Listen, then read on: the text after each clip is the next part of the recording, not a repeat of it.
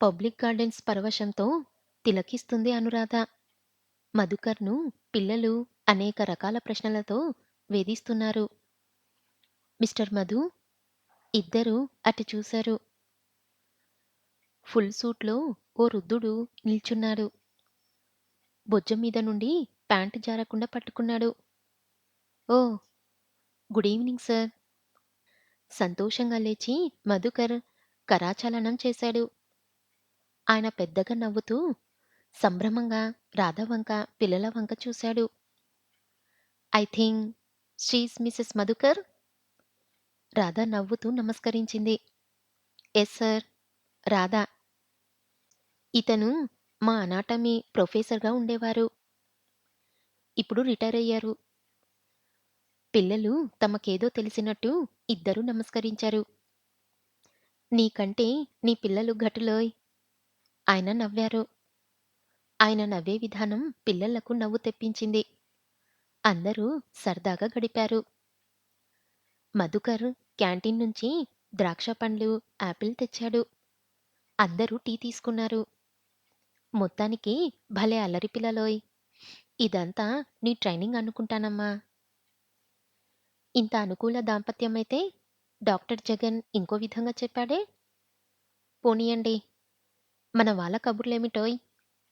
క్షణం మధుకర్ ముఖం నల్లబడింది. అంతలోనే సర్దుకొని మాటల్లోకి దిగాడు. అతడు వెళ్ళేటప్పుడు వీళ్ళని ఆహ్వానించి వెళ్ళాడు. నేను బెంగుళూరులో ఉంటున్నానమ్మా. ఒకసారి తప్పక రండి. నేను వచ్చేవాణ్ణి కానీ రేపు 6:30 బండికి వెళ్ళిపోతున్నాను.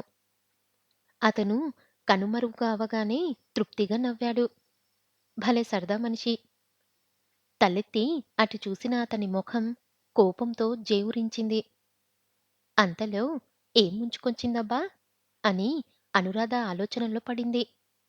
అంతలో చెరువుల్లో నవ్వులు వినిపించాయి. మళ్ళీ అందమైన పిట్టను పట్టాడు. ఏమందం! లేదు. మన ఇంద్రకు సాటియా? Poor fellow. ఒట్టి నాటు రకంలా ఉంది. ఓ ఐదారుగురు యువతులు నిలబడి నవ్వుతున్నారు. తను పంపిన చీరల్లోకెల్లా అందమైన షిఫాన్ చీర ఉన్న అమ్మాయే ఇంద్రగా గ్రహించింది. అనురాధ. అక్కడే ఉంటే మధుకర్ ఆవేశం ఎంత ప్రమాదానికైనా దారి తెయ్యొచ్చు. లేవండి వెళ్దాం. లేచి బాబుని ఎత్తుకుంది. పాపను చేత్తో పట్టుకుంది. చటక్కున లేచాడు మధుకర్ పాపనెత్తుకొని. అనురాధ భుజం చుట్టూ చెయ్యి వేసి ఆమెతో జంటగా కారు వైపు సాగాడు. రాధ ముఖం పక్కకు తిప్పుకుంది. ఇంద్రను చూసి అతడు అలా చేశాడంటే బాధ అనిపించింది. వెళ్ళి కార్లో కూర్చుంది. కార్ స్టార్ట్ చేసి రాధను పలుకరించాడు మధుకర్. నా ప్రవర్తనకు కోపమొచ్చిందా? ఏదో పిచ్చి కసి రేగింది. సారీ. ఇలాంటివి నీకు కష్టంగా ఉన్నా భరించక తప్పదు. నా వంటి వాడి సహచర్యంలో అతని వాలకం చూస్తే కోపానికి బదులు జాలి కలిగింది. మాట మారుస్తూ సరుని చూసి వెళ్దామా? అంది. వెంటనే కారు ఆ వైపు మళ్ళింది. కారులోని కుటుంబాన్ని చూసి సరోజ హృదయం ఉప్పొంగిపోయింది. ఆనందం ఆపుకోలేక పిల్లలను ముద్దులతో ముంచెత్తింది. అన్నయ్య, నాకెంత సంతోషంగా ఉందని. ఆ సంతోషం కాస్త బావగారు వచ్చే వరకు దాచిపెట్టు. పద, మీ వార్డెన్ పర్మిషన్ ఇస్తే కాఫీ తాగి వద్దాము. సరోజ 5 నిమిషాల్లో వచ్చింది. అందరూ కోటి దగ్గర తాజ్‌కు వెళ్లారు. అన్నయ్య, నిజంగా నిన్ను మళ్ళీ మామూలుగా చూస్తాననుకోలేదు అంది ఉత్సాహంగా. అదంతా నీ చలవే కదూ సరూ. కాదన్నయ్య. రాధ విశాల హృదయం. ఓర్పు, నేర్పు. చాలు తల్లీ దండకం.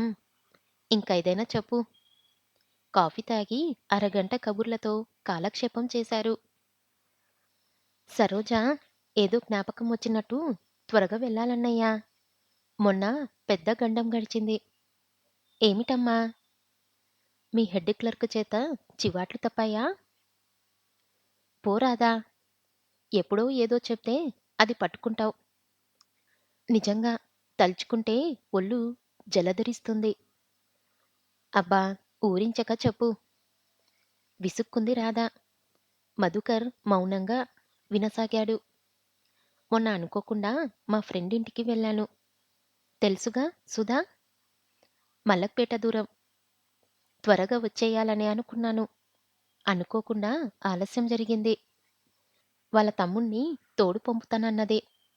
9 కాలేదు. వెళ్తానని రిక్షా చేసుకున్నాను. ఎటో వెళ్ళేది చూడకుండా ఆలోచిస్తూ కూర్చున్నాను. దిగు ఆజ్ఞ వినిపించేసరికి అదిరిపడి చూశాను. రిక్షావాడు ఇంకో ఇద్దరు నిల్చున్నారు. నిర్మానుషమైన రోడ్డు. వణుకు పుట్టుకొచ్చింది. మాట్లాడకుండా పర్సు అందించాను. దిగు నీతో కాస్త పని ఉంది. నా పై ప్రాణాలు పైనే పోయాయి. నాతో ఏం పని? అన్నాను కూడదీసుకొని. అందమైన ఆడవాళ్లతో ఉండే పనేమిటో తెలియదేమిటి? అంటూ చెయ్యి పట్టి లాగారు. దగ్గర్లో కారు హెడ్లైట్స్ కనిపించాయి. ధైర్యం చేసి గట్టిగా అరిచాను. మరుక్షణం నా గుబ గుయ్యిమంది. అంతే. తేరుకునేటప్పటికి ఓ యువకుడు నన్ను పట్టుకొని ఏమో చెప్తున్నాడు హిందీలో. నెమ్మదిగా ధైర్యంగా కళ్ళు విప్పాను. పక్కన కారు ఆగి ఉంది. అందులో ఓ ముసలమ్మ కూర్చొని ఉంది. నిజమా? రాధా, మధుకర్ ఒకేసారి అడిగారు. నిజంగా రాధా. వాళ్ళు తమ కార్లు తెచ్చి వదిలేశారు. ఆ క్షణం తలుచుకుంటే కంపరం ఎత్తుతుంది. అలా ఆలస్యమైతే ఇంటికి ఫోన్ చెయ్యొచ్చుగా? అభిమానవంతురాలివాయే. నిష్ఠూరంగా మాట్లాడాడు మధుకర్. వాళ్ళు ఎవరో పుణ్యాత్ములు. ఈ విషయం పెద్దమ్మతో చెప్పొద్దు. సరే పద ఆలస్యమవుతుంది. రాధ లేచింది. అందరూ లేచారు.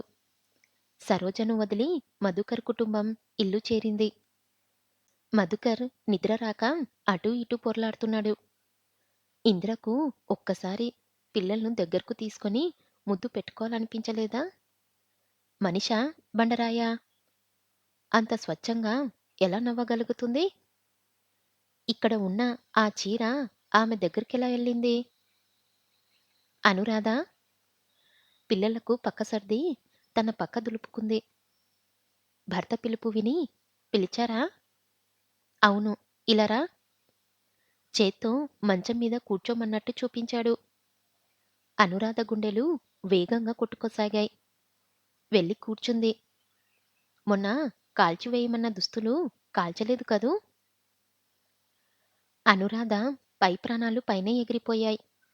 అతని కోపం ఇదివరకే రుచి చూసింది. అవును అంది కడుకు. అయితే నువ్వు పంపావా? లేదు. తీసుకెళ్ళమని ఫోన్ చేశాను. వాళ్ళ మనిషిని పంపారు. అది కాక అన్ని చీరలు కాల్చటానికి మనసొప్పలేదు. అలాంటి ఆడంబరాలు కొరికే అన్నిటినీ దూరం చేసుకున్న అభాగ్యురాలు. అందుకే పంపించాను. అనురాధ నీ హృదయ వైశాల్యం నేనెలా వర్ణించేది? ఆశ్చర్యంగా తలెత్తింది. అతని ముఖాన కోపచిహ్నాలు లేవు. ఆవేదన పడుతున్నట్టు స్పష్టంగా తెలుస్తుంది. నా మనసులో ఎన్నో ఊహలు కదిలి బాధించాయి. ఈరోజు స్పష్టమైంది నా ఊహలు నిరాధారమని. చూశావుగా హేళన చేయడం తప్ప తన రక్తంలో రక్తం పాపను, బాబును చూసి అంతలా ఎలా నవ్వగలిగిందో. అవును. అదే నాకాశ్చర్యంగా ఉంది. రాధ కూడా ఆలోచించసాగింది. హ్మ్. నిర్గంధ కుసుమం అనుకుంది. మంచినీళ్ళు తెచ్చిపెడతావా? ఆలోచిస్తూ మర్చిపోయాను. రాధ మంచినీళ్ళకెళ్ళింది. మధుకర్ కళ్ళు మూసుకున్నాడు. అతని కళ్ళల్లో రాధ రూపం ప్రత్యక్షమైంది. ఏమిటి ఆ అపరిచిత యువతి అంతలా ఆకర్షిస్తుంది? తను ఇంత చంచల హృదయుడా? తను కోరిన బలవంతంగా తప్ప తన కోర్కె నెరవేరుతుందా? మామ కొడుకును ప్రేమించి మోసపోయిందని సరు చెప్పింది. క్షణం అతనిలో పురుషత్వం పగడ విప్పింది. అనురాధ పవిత్రంగా ఉందని అనుకోవచ్చా? నిదర్శనం? ఛీ! ఇలాంటి పవిత్రమూర్తిని గురించా నీ ఆలోచనలు? తను ఒకప్పుడు ఇంద్రను ప్రేమించానని మోసపోలేదు? లేవండి, మంచినీళ్ళు తెచ్చాను. మధుకర్ లేచి మంచినీళ్ళు ఒక చేత్తో అందుకొని రెండో చేత్తో అనురాధను దగ్గరగా లాక్కున్నాడు. అణువణువుగా పులకరించగా అతని నుండి విడిపించుకోబోయింది.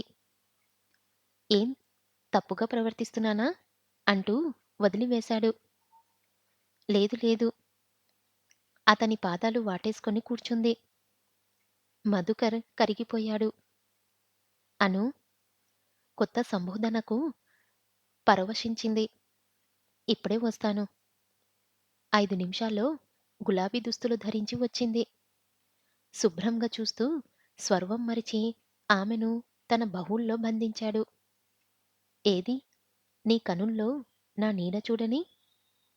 2 ముత్యాల వంటి నీటి బిందువులు కనిపించాయి. ఎందుకు అను? అది కాదండి. నా గత చరిత్ర వింటే నిన్ను అనుమానించే సంకోచిత స్వభావుణ్ణి మాత్రం కాదు. సరోజ అంతా చెప్పింది. గతం నాస్తి. భవిష్యత్తు స్వర్గంగా మార్చుకుందాం. కానీ అను, నన్ను ఒక సందేహం అనుక్షణం పీడిస్తూనే ఉంటుంది. మనలో అలాంటివి ఉండకూడదు. చెప్పండి. నన్ను హృదయపూర్వకంగా స్వీకరించగలవా? చెప్పు అను. మాట్లాడవేం? ఎంత చేదైనా నిజమే చెప్పు అను. ఏం మాట్లాడను? ప్రేమంటే అర్థం కాని వయసులో బావను ప్రేమించాననుకున్నాను. ఆ ఇంట్లో అత్తయ్య పెట్టే బాధలకు బావ నుండి సానుభూతి లభించింది. కాబట్టి అతన్ని మర్చిపోలేనేమో అనుకునేదాన్ని. అదంతా నా భ్రమ మాత్రమే. మాంగల్య ధారణ జరిగిన మరుక్షణం నుండే నా భావాలు మీ చుట్టూ తిరిగేవి. మీరు పాడైపోతుంటే చూడలేకపోయేదాన్ని. మీరు దూరంగా పొమ్మన్నా దగ్గరగా రావాలనిపించేది. మీరు నమ్మినా నమ్మకపోయినా నిజం. నాలో మీరు తప్ప ఎవ్వరూ లేరు. నిన్ను నమ్ముకుంటే ఈ ప్రపంచంలో ఎవ్వరిని నమ్మలేను. కొంచెం జార విడిచిన తన పెన్నిధిని ఎవరో లాక్కుపోతున్నారంత భయంగా దగ్గరకు లాక్కున్నాడు. భర్త బలమైన, బహుమధురమైన లాలనలో స్వర్వం మరిచి నిద్రపోయింది ప్రశాంతంగా. అను, అను అని భర్త లేపటంతో లేవబోయింది. మధుకర్ చెయ్యి అడ్డుపడింది. మా వారు మంచివారు. 5:30 అయింది. పిల్లలు లేస్తారు వదలండి. రాధను సంతోషంతో చూస్తే మరీ అందంగా కనిపించింది. రాధా, ఈ చుక్కని లేని పడవను దరిచేర్చావు. ఉదయమే మొదలా దండకం అని భర్త కళ్ళు చేత్తో మూసి మృదువుగా కళ్ళను చూపించి లేచింది. బ్లాంకెట్టు అతనికి సరిగ్గా కప్పి బయటకు వచ్చింది. అనురాధ అనురాగసాగరంలో అందర్నీ ముంచివేసింది. మధుకర్ మెల్లమెల్లగా త్రాగుడు మానేశాడు. జీవితం ప్రశాంతంగా గడిపేసాగారు. కాని అప్పుడప్పుడు రఘువయ్య గారి జ్ఞాపకం రాధను బాధించేది. ఎలా ఉన్నాడో ఆలోచిస్తూ నిల్చుంది రాధ. అను, ఏమిటలా ఉన్నావ్? వెనక్కు చూచింది. భర్త నిలబడి ఉన్నాడు. ఏమీ లేదు. తప్పించుకో చూసింది. చెప్పకూడదైతే వద్దులే. బూట్లు విప్పుకోసాగాడు. లేదు. మీకు కోపం వచ్చిందా? భర్త చేతిలోని బూట్లు అందుకొని దూరంగా పెట్టి వచ్చింది. మామయ్య గుర్తుకొచ్చారు. ఆయన అవస్థ తలుచుకుంటే ఏమిటోగా అనిపించిందండి. మరేం లేదు. వెళ్ళి వద్దాం వారింటికి. అను, నువ్వు ఇంటి లక్ష్మివి. కంటతడి పెట్టుకోకూడదు. ఓహో! ఇంటిని పరిపాలించే మహారాజులు మాత్రం ఎప్పుడూ గంభీరంగా ఉండాలి కాబోలు. అతని ముక్కు పట్టి ఊపింది. గడుసుదానివి అంటూ నవ్వాడు.